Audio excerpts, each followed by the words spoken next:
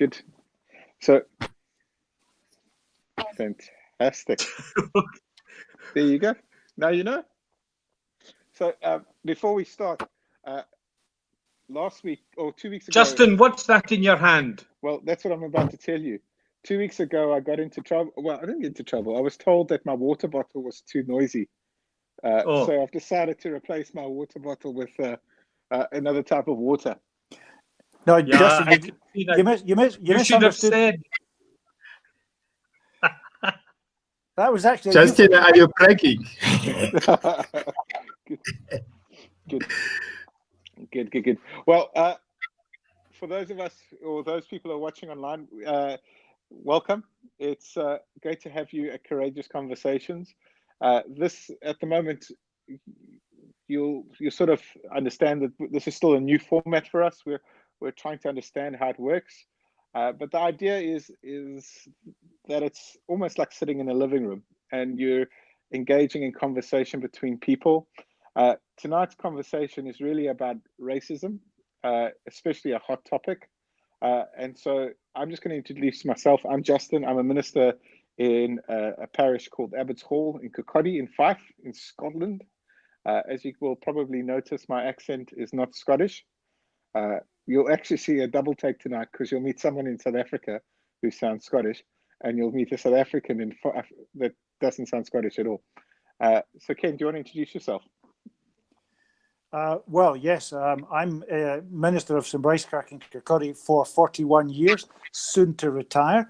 And yeah, I'm out of place too because I'm from the Glasgow area and I'm now here on the East Coast, and that's bigger than any change you can imagine. So, but we're also, in ministry terms, Justin and I are neighbours and friends and good colleagues. Good. And Zwei, do you want to introduce yourself?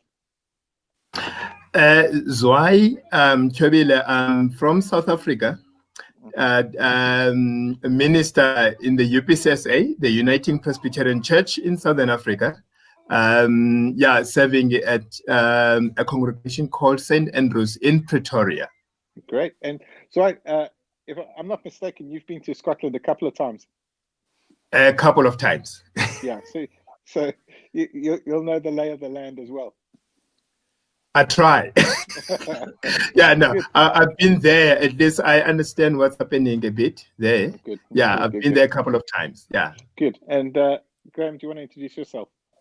Yeah, I'm Graham, also from Pretoria, retired, but I keep myself busy. I'm Zwei's assistant at St Andrews in Pretoria. I teach in the Roman Catholic University in Johannesburg, and also the Baptist Theological College in Johannesburg. Great.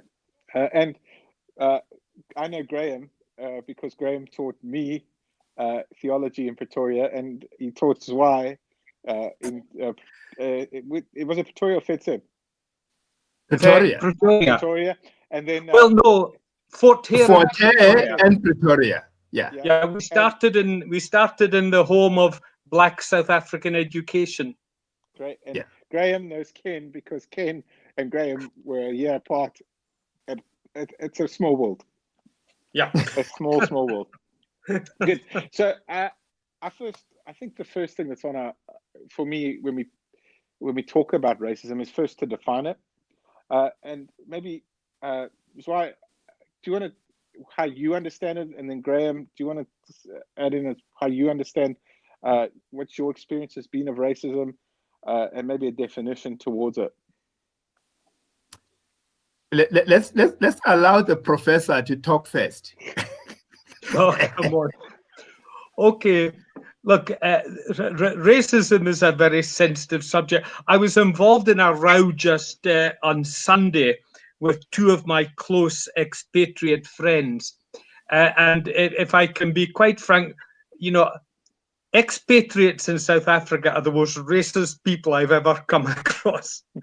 I'm talking with Susanna and Graham Zwei.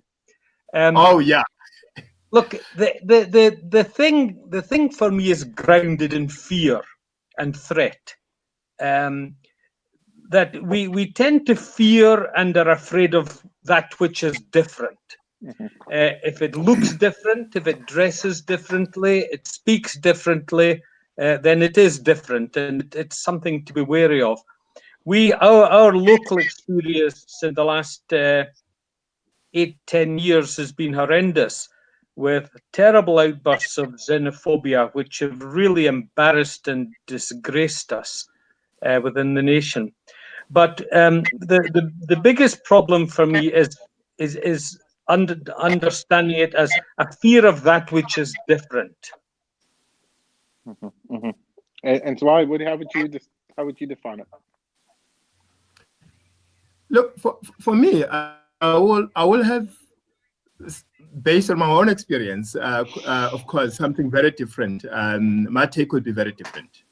To me, when you talk racism, basically, there are a couple of things that come to my mind. And one of those things is the inequality that you will experience in this country.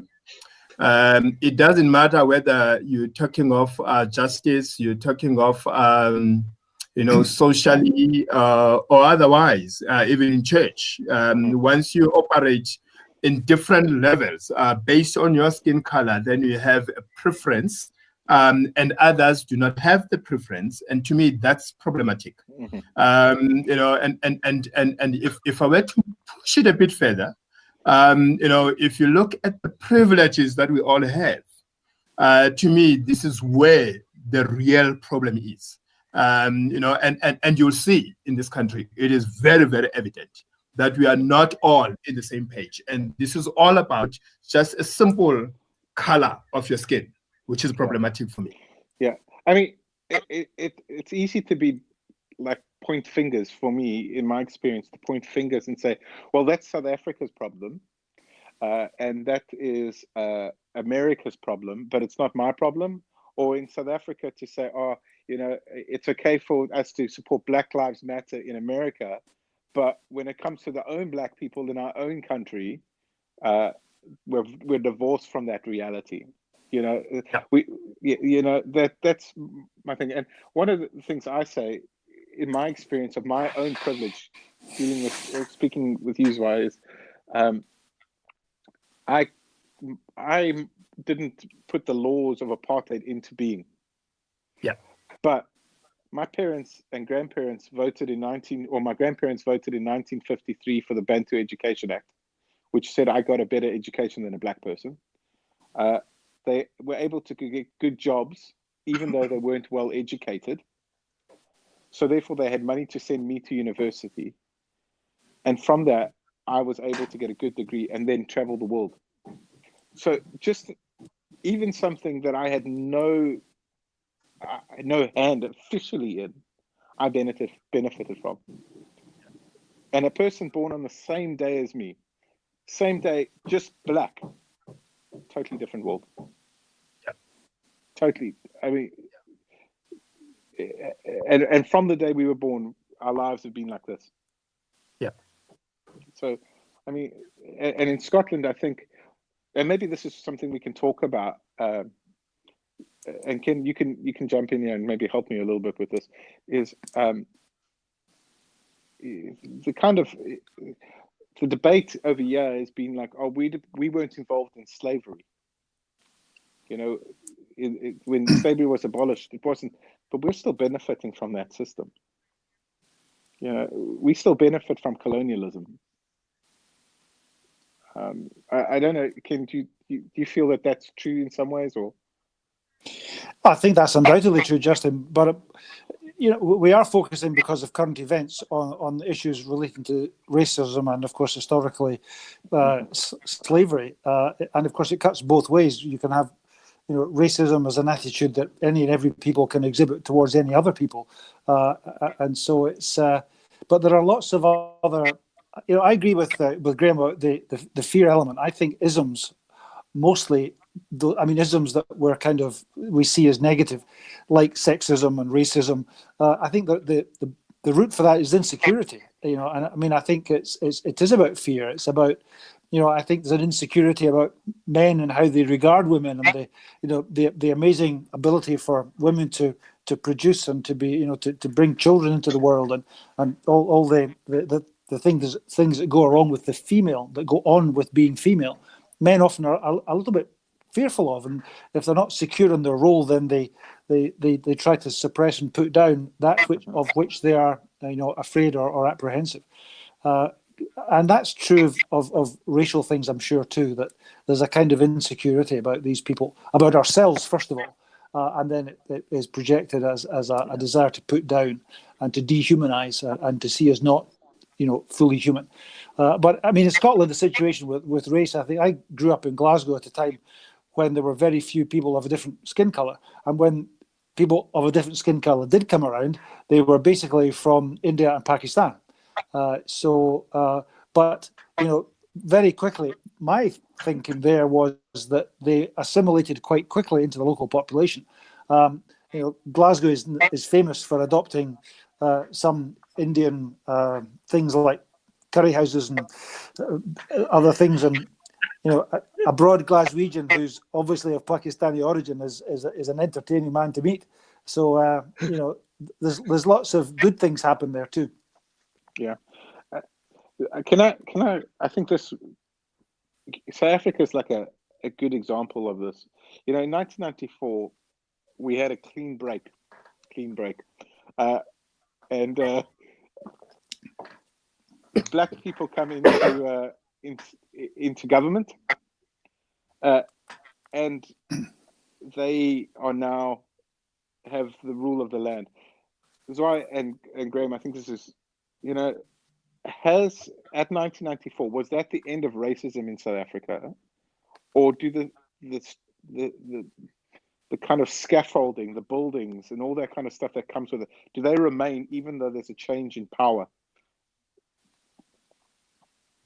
Look, Justin, the reality is,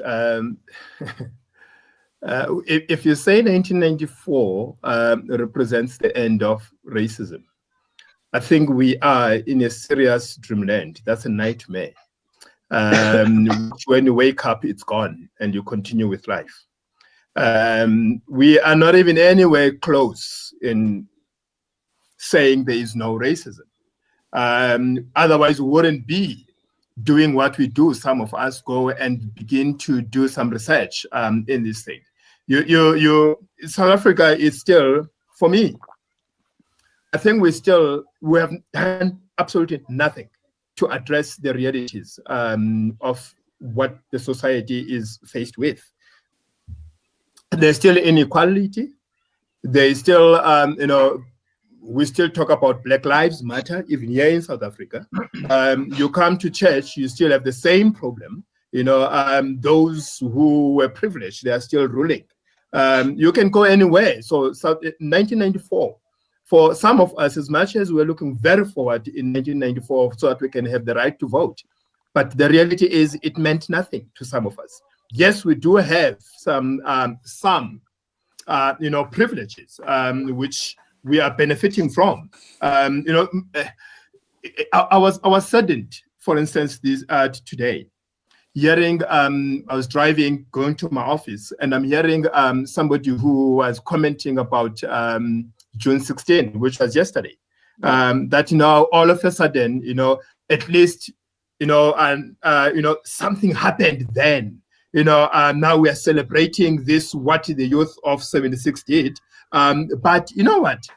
And what saddened me is when the person says, at least we are able to go to school with white people. What does that tell you?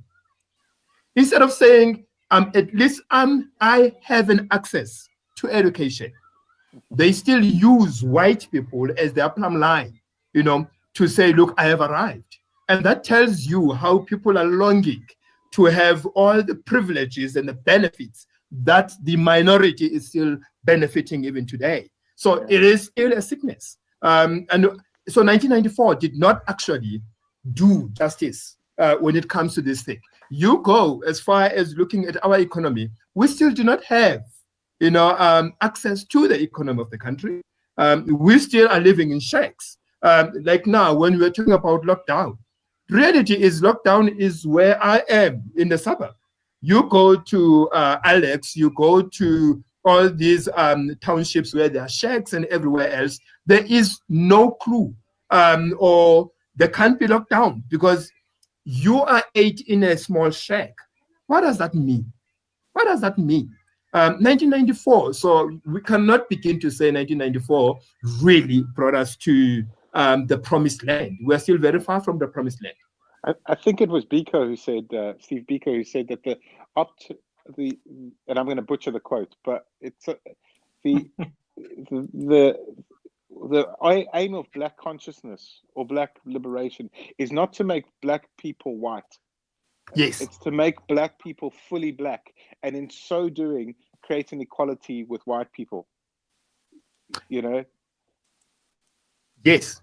And not only that, you know, I was just reading recently, I will tell you just the guy just now, I just forgot now, who is it, who said, you know, when actually Black people forget that they are Black, then it becomes problematic.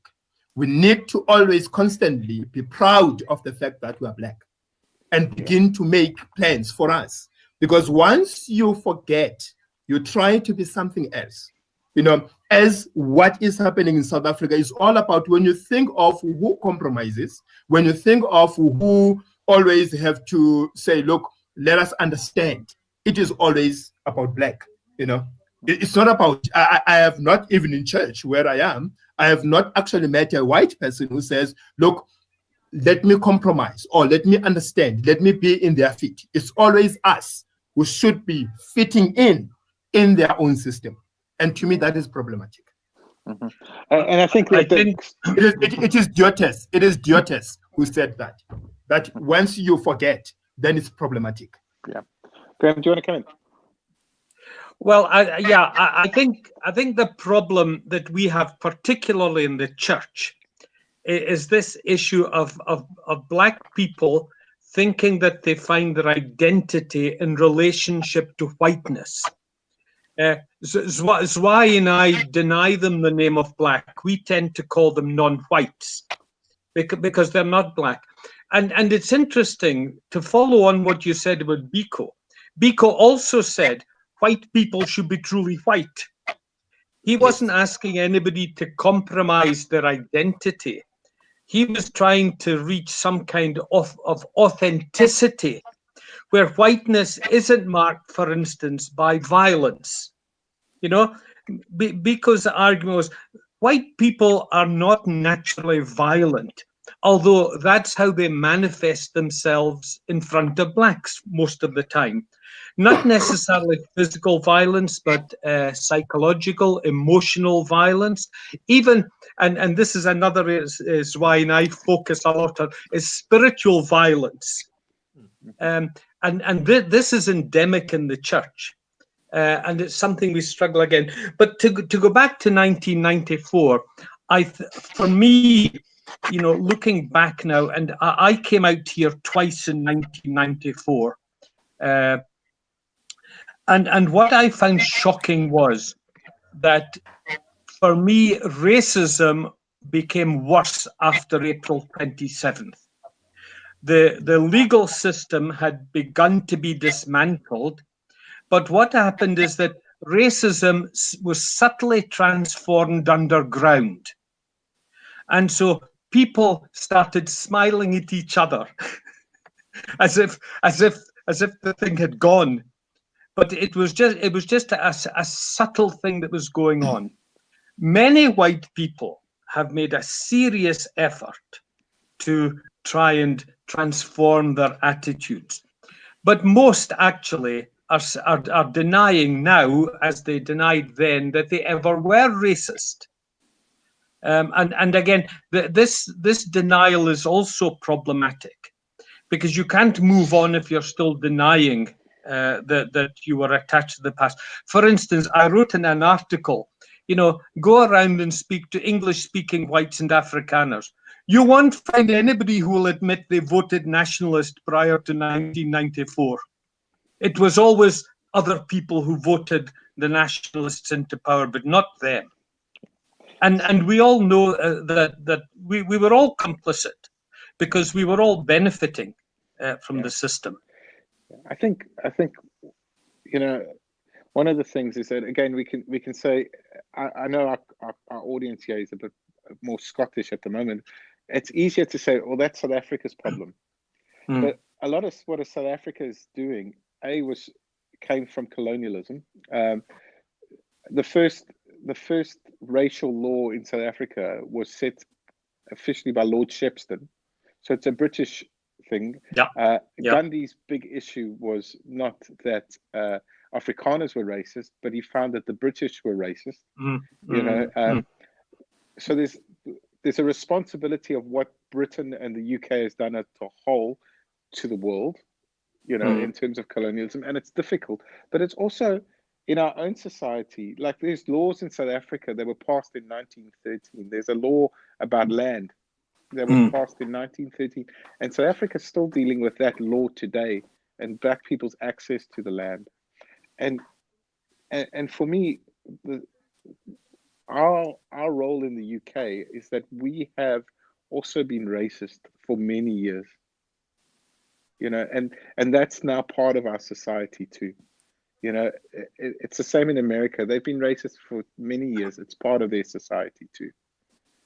And the first step in anything like this is to admit it. As hard as it is to do that introspective work of saying, without judgments, it's like, I do have racism in me. And it's hard to admit it. I think it's hard to admit our vulnerabilities. And I think one of the things for me is just to say, you know what? I don't have it all together. And I have blind spots. Teach me. Yeah, I would agree with that. I've always worked from the assumption that we're all racist. We all suffer from this problem in different ways because we live in different contexts. We rub up against different groups of people and individuals. I tend to look on it these days as a spiritual problem for the most part. I don't know if Zwei was there when it happened, but one of our big issues alongside racism is human sexuality. And I remember being at a ministers' conference a few years ago, and sitting across from me was one of the ministers who's one of the fundamentalists in the church, wanting to hack down every gay as he passes them in the street after having spat in them. And from his body language, I began to seriously doubt if he himself was not gay. Because I think one of the problems is that we in South Africa have a particular problem of getting real. And that's why I mentioned the term authentic earlier. I think that there are very few authentic human beings in South Africa. The nation's been through hell since the coming of the missionaries, let's say 1799, when the modern wave started. And the amount of damage that has been done in the name of the mission of Christ is atrocious. And I don't think that we've even begun to really look at our own part in it. When I went to my first position at Lovedale Mission, the largest mission south of the equator, one of the first things I was instructed to do by my mission committee was to evict farm labourers. And because I was an obedient person at the time, I did what I was instructed to do. And, I've lived with the shame of that ever since 1978. It was a shameful thing to happen on a Christian mission. And on that committee were whites and blacks. The committee happened to be made up of the most senior ministers in the church with a few senior elders. And yet they could do that to our own people. I think we really need to bow our heads in shame as we look at what we've done and our inability to transform. On the other hand, Graham, if I could just give a reflection on, I understand, I think what you're saying when you think that we're all inherently or perhaps even openly racist. I can see the potential for that, and there are elements in which even unawares there are attitudes and behaviours which have that kind of message and connotation. When I was at school, secondary school in the West End of Glasgow in the 1960s, I can remember a good school friend who was called Donald. And I can remember at one stage he played in the rugby team. He was a top scholar. He was a good-looking lad. All the girls loved him. All the boys were jealous of that and all the rest of it. And he had everything. He had a smile that could just light up a room. We only discovered as we really got well into our teens and beyond that he was actually Asian. We didn't know that. He had a different skin color. He had fabulous white teeth. He was just a beautiful, lovely looking guy, and he was just such a great personality. But the kids, we just accepted him as who he was. We didn't see his color. Now, I'm not saying it's always like that, but I do think, and we see this with kids that grow up together. The Protestant, Catholic, any divide, whether it's racial, religious, whatever. If they're brought together and they find something in common, they accept one another. They're so able to just overlook all the differences if we just give them the chance in the right context. Yeah. So I think that can happen naturally too. There also is another part of that, Ken. I totally agree with you, but I also think there's a dismantling, and I think that this is the difficulty, is that in certain contexts that they might grow up as equals, but as they get older, they become less equal, even though in their eyes they're equal. And I think that it's up to our generation to start listening and dismantling the power structures that are in front of us. I just want to stay in Scotland a little bit and just ask a question of, Dry, you've been in Scotland, Graham, you lived in Scotland, Ken, you live in Scotland, and I live in Scotland. Where have you seen racism rear its head in this country? I'll give you an example that I straight away picked up. Like, it's not like skin color races, but it's the othering that is. I when I first moved into this country 8 years ago, I lived in quite a poor area at the time, and there was a school, and I didn't realize this, but the school had two entrances. One for Catholics and one for people who weren't Catholic, and I was like, and then they had, and then I went to other schools. I went to another school that had a separate gymnasium for Catholics, and for others, there was still that divide. They were in the same building, but they had different entrances. They couldn't even play together. That for me was just like, it's not a black-white thing, but that's just in our day-to-day interactions where we push other people away because of a different belief, the othering of them. Well, I mean, obviously, at the moment we are focused on the race issue, but there are far more isms that divide, and there are many areas around which people turn in on themselves, their own identity, their own group, and they look on the outsider as a threat and something to be destroyed or to be kept separate from. And clearly, we see that all over the world in all kinds of contexts. In terms of racism, again, going back to my boyhood, there were not many people from different ethnic groups around. It was very unusual. And there are parts of the country, maybe not so much now, certainly, but until maybe 20, 30 years ago, there were many parts of the country where there just wasn't somebody of a different race. That doesn't mean that where racial groups did congregate and keep it together, obviously for strength and for keeping their culture alive and so forth. Clearly, there may have been local issues there, but I don't have experience of that, so I'm not prepared to say how it felt for them. But I'm sure their experience was mixed. I imagine that there would be some who would say, no, we've been accepted here and people are lovely. And there'll be others that say, well, we've gone through hell because they throw bricks through our windows. I mean, the whole range will be there. You want to go, Swai? Yes, Ken. You're putting me in trouble, man. I still want to come and visit Scotland. Oh, you can come visit me. Come visit me. Yeah. Listen, let me just tell you of one of my experiences there. Then, if you allow me, I would love to make a point about the 1994 again, which I wanted to make earlier on. Scotland is not immune to racism. There are, I've visited Scotland, I think about four or five times. I cannot remember now. But there's a stage when I came there, and I happened, thanks to somebody who took me to that meeting. I went to a certain meeting there. And when I arrived there, three of the officials from the UPSSA were there in Scotland, just a day before me. And I got in that meeting, and I couldn't believe what I heard. And the convener of that whole world mission thing believed these three guys.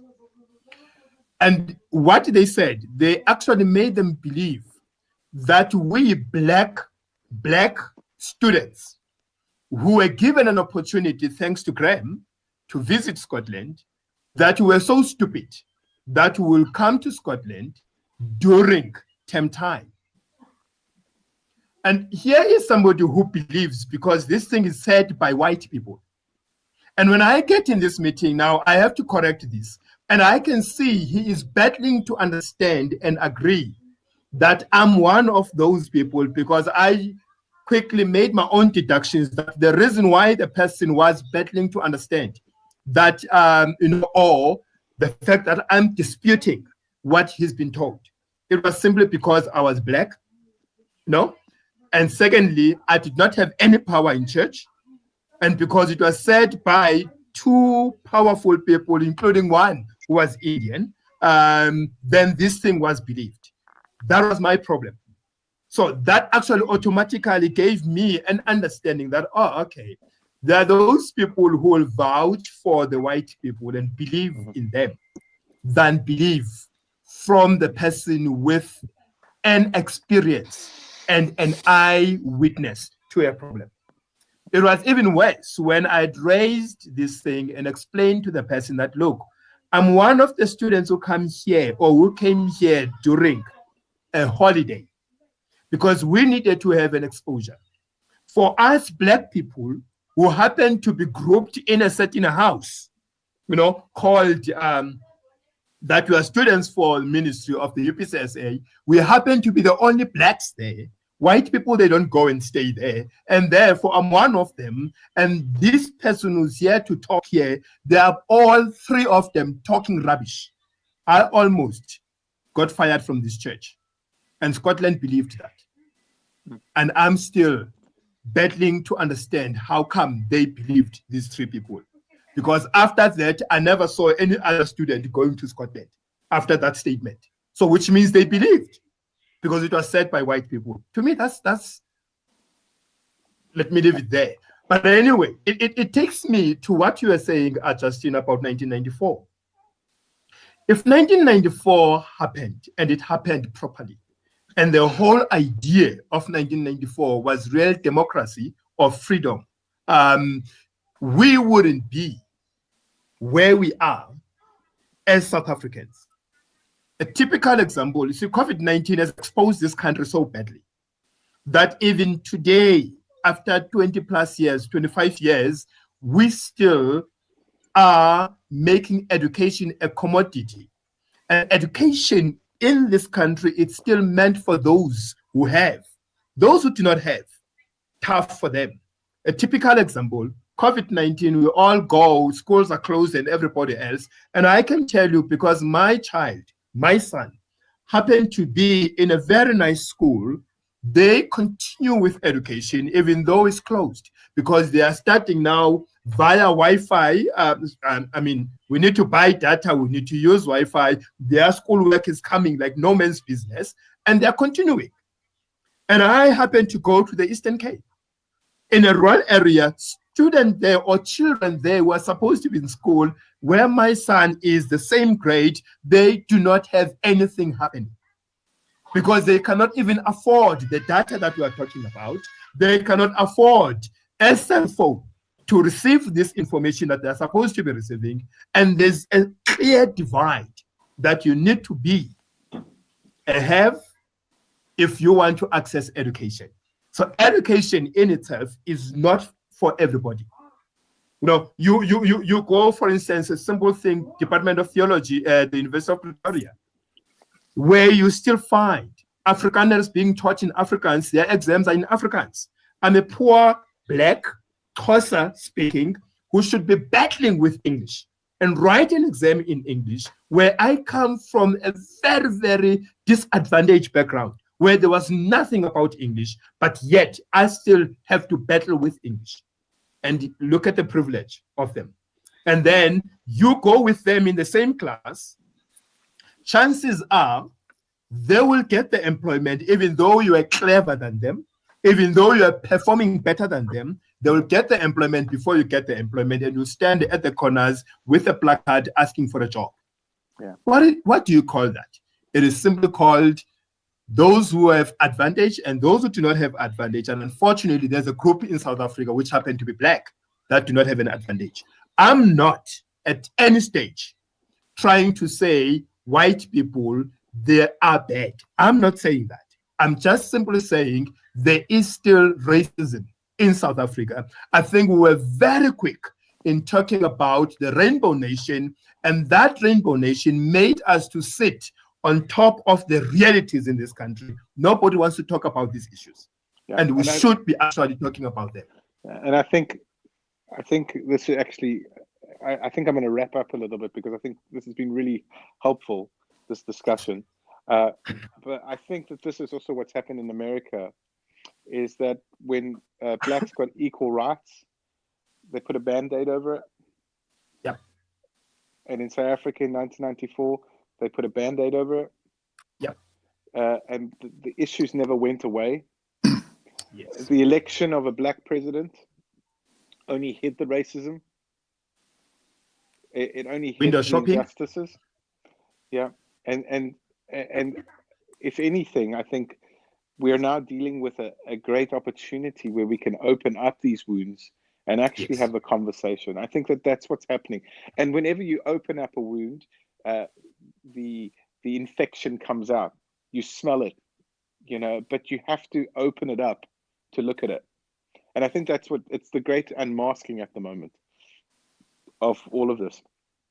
I wanted to end with just my own struggle, because I grew up in the area of Swart Gevaar, which means black danger. And I was taught that black people were dangerous and that they were going to drive us into the sea. That is why you laugh, but it was true. I was taught that. Yeah. And what really helped me is I read a book, and I forget the name of the book, but in this book it said, I saw God today. He was a black man plastering a wall. And at that moment, and it was written by a black author about somebody who was plastering this wall. I think it was in Melrose in South Africa where he saw it. And I thought to myself, my biggest prejudice from my youngest age was a black person. What happens if I change that and make God black? What happens if I change God into a black person, the person I fear, and not see black as negative, but an opportunity into my salvation? That black was now leading me into a deeper life, a deeper understanding. And so that was a huge shift in my kind of movement into understanding my own racism. It's not that I don't have it. It's that I'm on a journey to discover where that salvation is.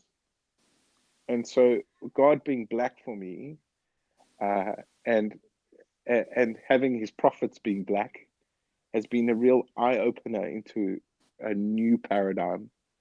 And I know it's difficult, and I don't want to sound tokenistic about it, but black people have saved me. from myself and from apartheid, but I'm still being saved. It's not like a one-off thing, you know. Yeah. It's a continuation. Does anybody want to add anything into the discussion? Yeah, I'm saying Zwei and I came to Pretoria together in 2002, and I have two particular racial groups I have issues with. One, of course, was the Afrikaans population, and we arrived in a faculty which was almost totally Afrikaans.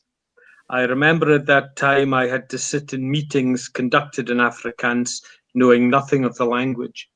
But what I also found was an enormous amount of acceptance. Zwei will still remember Professor Yuri Leroux, who is a retired Old Testament scholar. And he used to come to my office and say, "Hey, I like having your Presbyterian students in class." I mean, it's the first time in his life, near retirement, he's teaching Black students.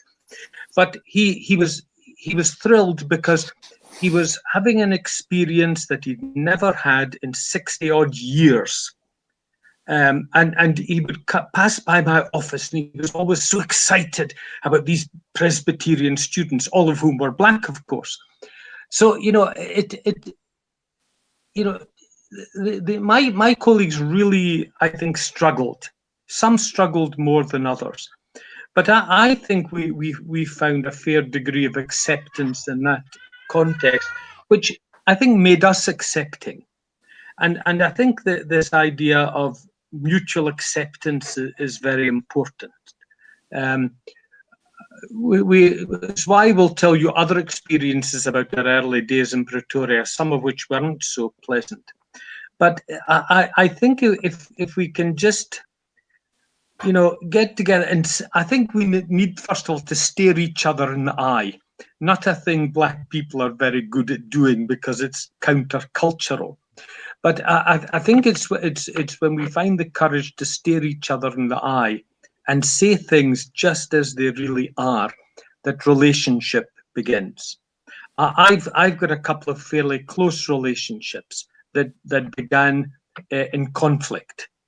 Zwei knows, and you know Professor Maluleke very well. He was the most bloody-minded student I ever taught in my life. And yet through conflict, we become very close family friends. And for me, it was worth the struggle. In every case, it was worth the struggle. If I was to just close off, Justin, I remember in one of the meetings of the presbytery where I was seated, and then we had a debate about the emoluments of our ministers, the Black ministers. And I still remember one of my colleagues, very senior, standing up in the middle of the meeting and says, "No, but why do we have to waste time and discuss salaries of Black ministers when Jesus Christ said we'll always have the poor amongst us?" As long as we still have that kind of theology in the church, where we brew and we actually create people to be poor, we are not going to go anywhere. My take on this thing is, I long for the day when we all will begin to see each other as ordinary human beings created and made in God's image. I shouldn't be bragging that, no, look at me, I have a white friend. What does that have to do with anything? Why should I have a white friend instead of having a friend who I can rely on and talk to? Prof and I, Graham, we treat each other as normal human beings. And I don't even remember. Sometimes I forget that he's even white, because he comes in my house, he eats what I eat, he sits where I sit.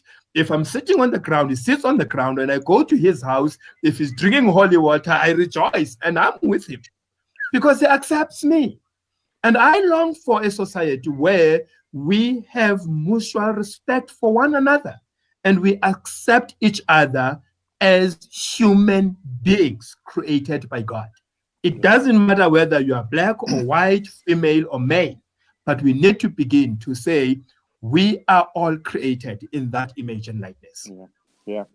Ken, do you want to add? That was beautiful, Zwai. Do you want to add anything? Yeah, no, thank you. It's just lovely to hear some, personal experiences and recollections from, a much torn country that's featured so much in the news over all my lifetime, but obviously most latterly. I just think, listening to Zvai, I'm just thinking the words of Martin Luther King come to mind, on that great speech. And it's just lovely to hear, but it's a lot of hard work. And when we have a lot of people in the world who are insecure and frightened and inward looking and defensive, then it's hard to break down those kind of barriers and achieve that. But I'm sure it can be done, and we certainly have to keep trying. Yeah, definitely. Friends, thank you so much for joining us for Courageous Conversations. Thank you to Graham and Zwai and for tuning in on this cold evening in South Africa.